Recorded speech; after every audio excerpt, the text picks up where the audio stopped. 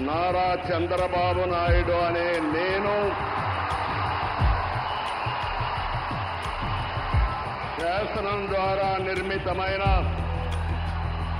భారత రాజ్యాంగం పట్ల నిజమైన విశ్వాసం,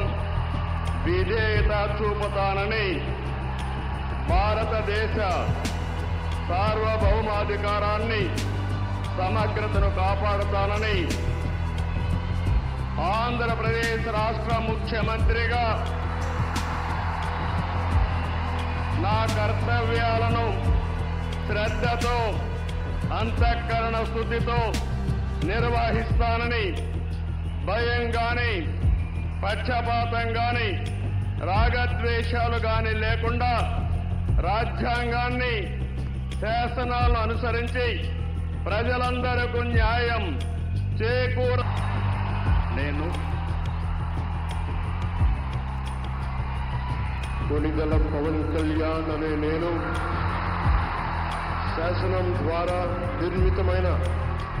భారత రాజ్యాంగం పట్ల నిజమైన విశ్వాసం, విధేయత చూపుతానని,